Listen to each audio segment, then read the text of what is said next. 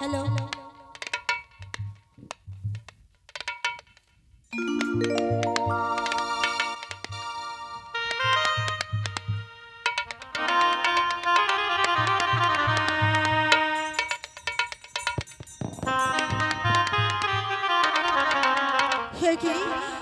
লক্ষায় কোথায় গেছে আমি জানি না।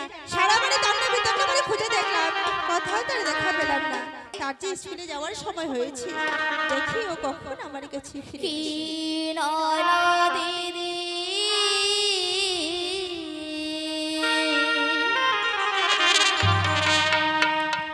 শুন গো দিদি তোর পুত্রের ব্যবহার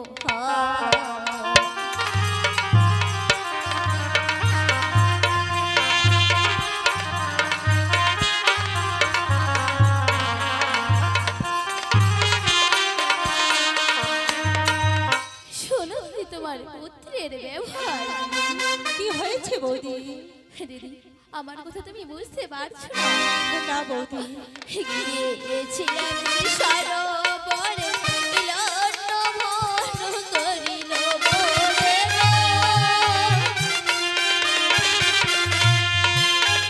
গিয়েছিলাম সরোবরে লন্ডভন করিল বলে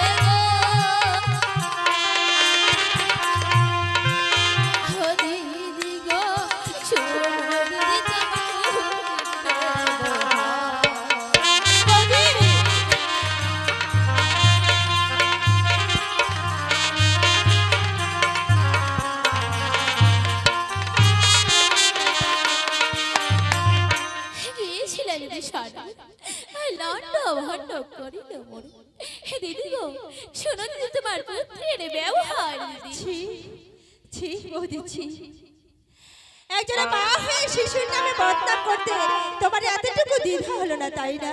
হবেই বা কেন? আজ তো তুমি সন্তানের মাই হতে পারলে না, তাই সন্তানের মর্ম তুমি বুঝবে কি করে, তাই না? তাই তো তুমি মিথ্যা আমার সন্তানের নামে কলঙ্ক উঠাতে এসেছো।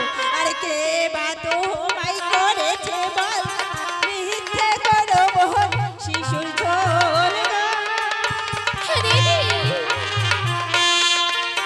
আরে কে বা তো মাই করেছে বল, মিথ্যে করো মোহন শিশুর ঝোল। কি বৌদি গো দুধের বাহাচার নাই খাও বলো। হ্যাঁ বৌদি।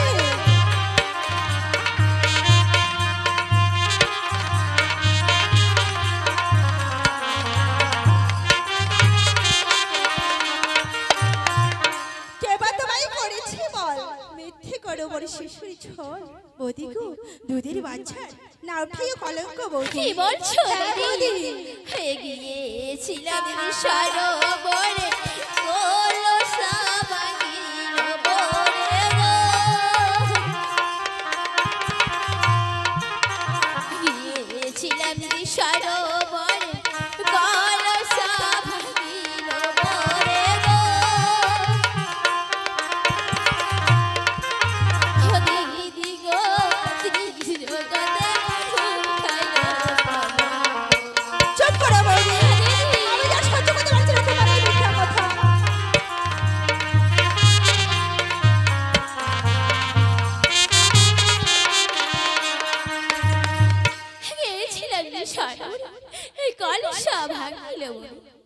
দিদি গো তিনি জগতে মোঠাইলো কালঙ্ক।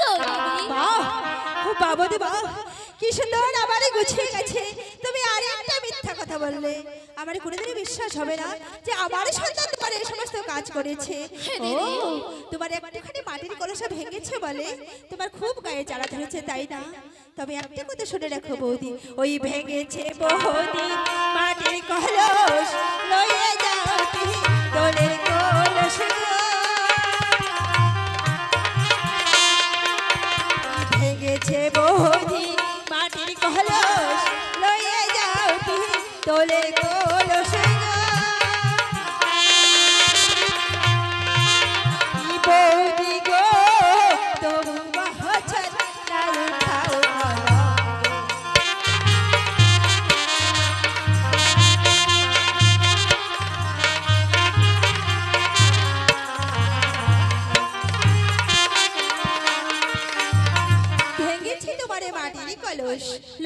যায় পিতলেরই কলস। বৌদি গো, তবু বাছার না উঠাও কলঙ্ক বৌদি। দিদি হ্যাঁ বৌদি। তোমাদের বাড়িতে আমি পিতলের কলসে নিতে আসিনি দিদি। তাহলে কি চাও? জানো দিদি জানো, তোমাকে যে আমি বলতে এসেছি দিদি। জানো দিদি, বলো। তোমার ছেলে আমার আরো অন্যায় করেছে দিদি। হারে কি অন্যায় করেছে? হয়ে ভাবি সে দিদি মোর হাতের মালা আর ছিড়াইল গোলার মালা গো। ভাবি সে দিদি মোর হাতের মালা আর ছিড়াইল গোলার মালা গো। ও দিদি গো, দিদি জগতে বন্ধু ছাইল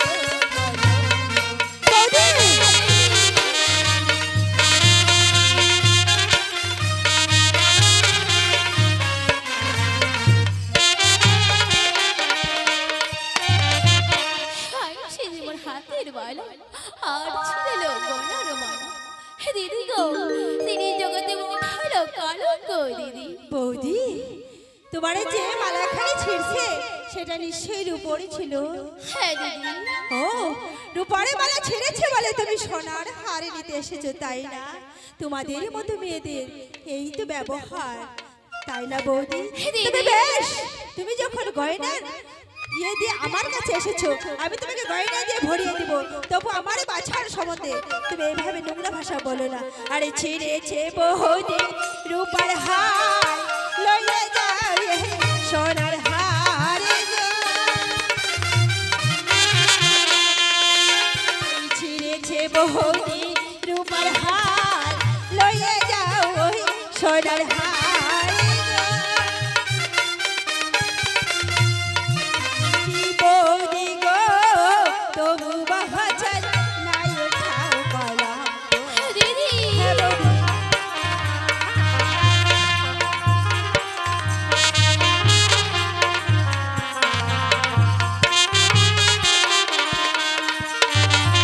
ছিঁড়েছে বৌদি রূপার হার, লইয়ে যাও ওই সোনার হার।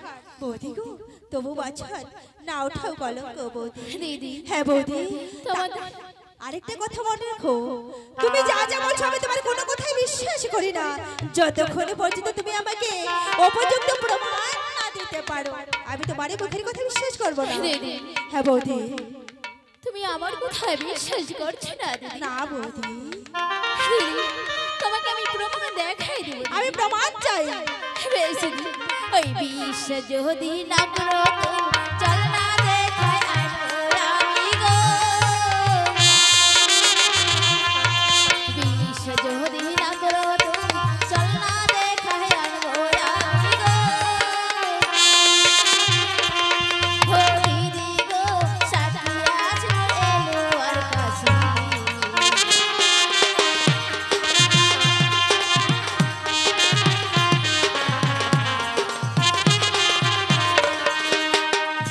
বিশ্বাস যদি না করো তুমি চলো না দেখাই আনি। দিদি গো, সাথী আছে মোরে এলো আর কাছে দিদি। বৌদি, আমি তোমার এই কথা বিশ্বাস করেছি বৌদি, তোমাকে আর কিছু বলতে হবে না। ওগো বৌদি, দিদি না জানে হয়তো আমি তোমাকে অনেক কটু কথা বলেছি।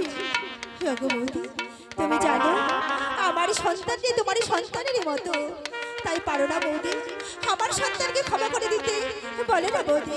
দিদি হ্যাঁ বৌদি। তোমার সন্তানকে আমি সরল ক্ষমা করে দিয়েছি। বেশ করেছো বৌদি, তুমি ভালোই করেছো। আজ আমার সন্তানকে ক্ষমা করে দিয়ে আমি অনেক শান্তি পেয়েছি বৌদি। দিদি যাওয়ার আগে কি তোমাকে কথা বলে যাচ্ছি দিদি। বলো বৌদি, কি কথা? ওই আসবি দি তোমার কৌনের ভাই না বলিও তারে ঠাই গো। আসবি দি তোমার কৌনের ভাই না বলিও তারে ঠাই গো। ও দিদি গো, না রাখি মোর পরার গায়ে চাই।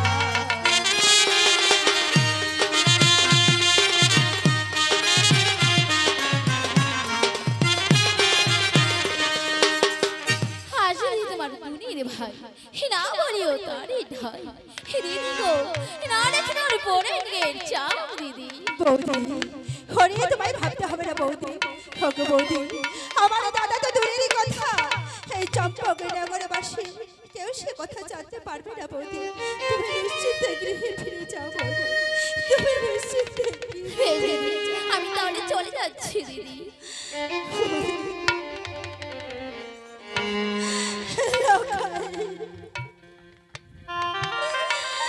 তোকে নিয়ে যে আমার গর্ব বড়ই অহংকারী ছিল রে। আমি কোনোদিন ভাবতে পারিনি তুই এভাবে কুকুর মুকুর তুই পিতা মাতার সম্মান ধুলে সাথে করে দেবে। আরে লোকাই, তোর এই অপরাধের কথা আমি তোর পিতাকে কিভাবে জানাবো আমি নিজেও জানি না।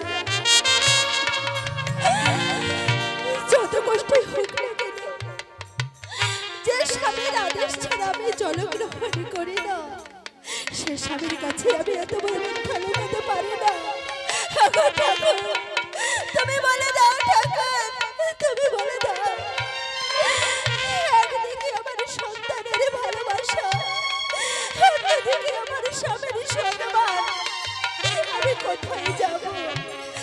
না না, আমার যত কষ্টই হোক না কেন, আমার স্বামীকে যে কথা জানাতে হবে, এ কথা জানাতে হবে, এ কথা জানাতে হবে। ওম সিদ্ধি, ওম সিদ্ধি, জয় শিব শম্ভু, জয় শিব শম্ভু। দুঃখের নিশি হয়ে অবসান, পাখির কাকলির সঙ্গে ভেসে আসে মোর আর্ত বেদনা। হে ঠাকুর, একই তোমার বিচিত্র দুনিয়া, পশু পাখি পতঙ্গ সবাই তোমার সেবায় নিয়োজিত। হে ঠাকুর, আজ তোমার আশীর্বাদে আমি এক পুত্র সন্তান পেয়েছি লক্ষিন্দর। মনে ভেবে স্থির করেছি সেই পুত্র লক্ষিন্দরকে লেখাপড়া শিখায় পারদর্শী করে ব্যবসা বাণিজ্য ছেড়ে দিয়ে আমি চম্পকে অবসর নেব। কিন্তু ভাই লেরা, আমার পুত্র লক্ষিন্দরকে নিয়ে পাঠশালায় গেছে, এখনো ফিরে আসছে না চম্পকে। কখন ফিরে আসবে অপেক্ষা করে দেখি। প্রাণো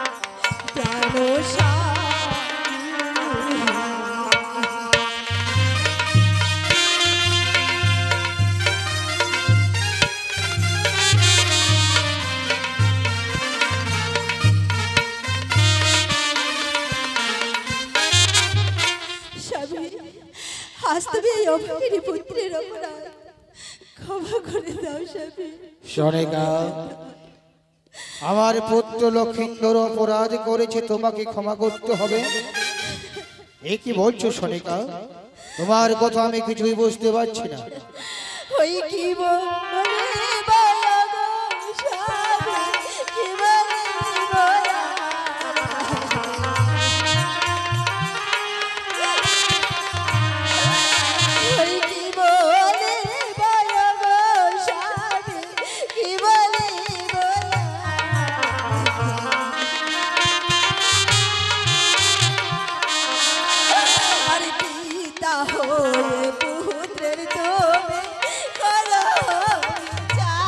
সনিকা, কি বলছো সনিকা? কি বলিব গো স্বামী, কি বলিব, পিতা হয়ে পুত্রের তুমি করো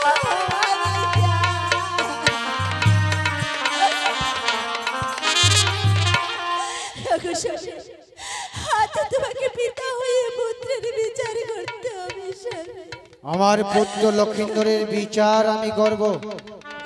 আমি তোমার কথা কিছুই বুঝতে পারছি না, কেন বিচার করব? কি করেছে আমার পুত্র লক্ষিন্দর? ওই কি বলে বাবা স্বামী, কি বলে বয়া।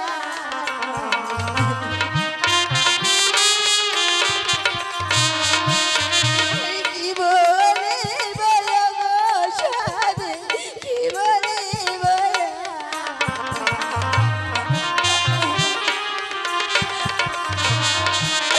আরে মামি করেছে সোনিকা, ওঠো সোনিকা, ওঠো।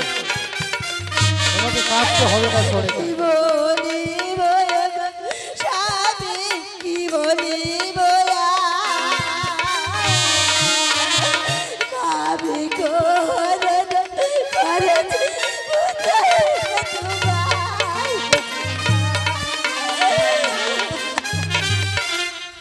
সোনিকা, স্বামী, তোমার পুত্র যে অন্যায় করেছে সে কথা মুখে আনতো আমার যে বাধে। এ কি বলছো সোনিকা? আমার পুত্র লক্ষিন্দর তার মামির সঙ্গে দুর্ব্যবহার করেছে, এ কোথায় তোমাকে কে বলেছে? ওগো স্বামী, আজ আমাকে আমার কৌশল্যাবতী নিজে এসে বলে গেছে। কৌশলা? ওগো স্বামী, তুমি জানো স্বামী, একথা যে অতি সত্য। নাহলে একজনের নারী হয়ে নিজের কলঙ্কের কথা সে কোনোদিনও কাউকে বলে না। সোনিকা, স্বামী, কৌশলা এসে নিজে বলেছে যে আমার পুত্র লক্ষিন্দর তার সঙ্গে দুর্ব্যবহার করেছে। ছি ছি ছি সোনিকা, আমি মনে করেছিলাম পুত্র লক্ষিন্দরকে লেখাপড়া শিখায় শিক্ষিত করে মানুষের মতো মানুষ করব।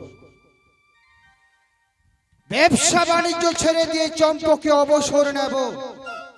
আজ পুত্র লক্ষিন্দর তার মামির সঙ্গে দুর্ব্যবহার করে এই চম্পকের মধ্যে আমাদের মুখে চুন কালি লাগিয়ে দিয়েছে। সোনিকা, এবার আমি বুঝতে পারছি, আমি মনে করেছিলাম পুত্র লক্ষিন্দর লাবালক, কিন্তু লাবালক এখন নয়, হয়েছে সাবালক। পুত্র লক্ষিন্দর আজ অনাচার করেছে, আমি উপযুক্ত বিচার করব। হ্যাঁ সোনিকা, এমন শাস্তি দেব পুত্র লক্ষিন্দর সেই শাস্তি সারা জনম ধরেই ভুগতে হবে। পুত্র হয়ে কলঙ্ক রাখিল জগৎ মাঝারে, কেমনে মুখ দেখাবো আমি এই সাধুর সমাজে? আজ পুত্র হয়ে করেছি অনাচার, পুত্রকে বিবাহ দেব বলে তোমার সঙ্গে আমি করিলাম অঙ্গীকার।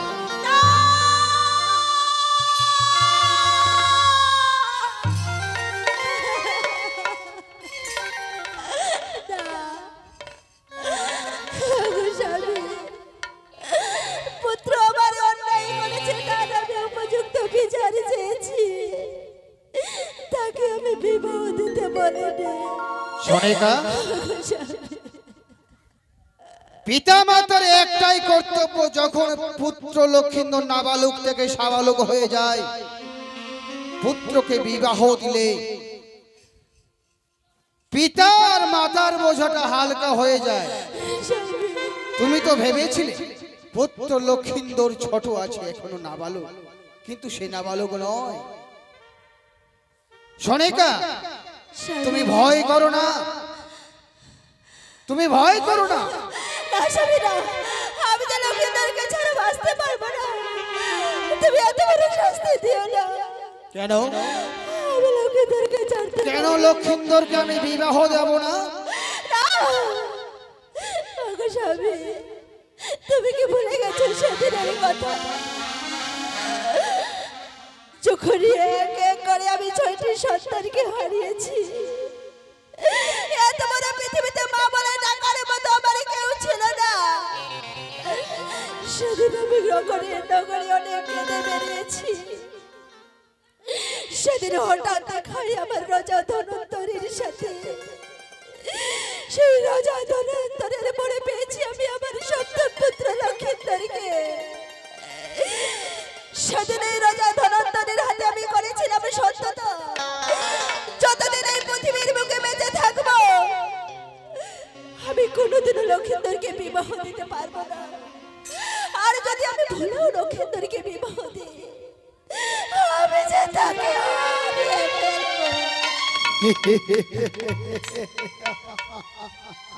সরেকা, সেই ধনন্তরের কথা শুনে আজ তুমি আমার কাছে এ কথা বলছো তোমার পুত্র লক্ষিন্দরকে বিবাহ দেবে না।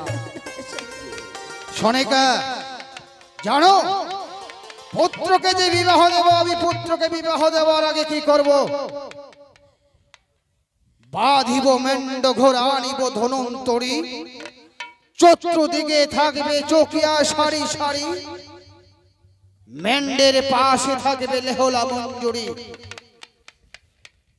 চতুর্দিকে জ্বালিয়ে দেব 1600 মশাল, আমি পাহারা দেব নিজে নিয়ে হেমস্তা। এক রাত্রির জন্য ওই কুচক্ষণে কানে মনসা কিছুই করতে পারবে না। যাও, তুমি নির্ভয়ে শিবের মন্দিরে বসেই শিবের পুজো আয়োজন করো। বেশ স্বামী, তোমার মুখের কথা যেন সত্যি হয়, আমার লক্ষিন্দরের যেন কোনো ক্ষতি না হয়। যাও তাই সনিকা, তোমার কথা মতে আমি শিব মন্দিরে শিবের পুজো করতে যাচ্ছি স্বামী। যাও সনিকা, তুমি আমার প্রণাম গ্রহণ করে স্বামী। কল্যাণ।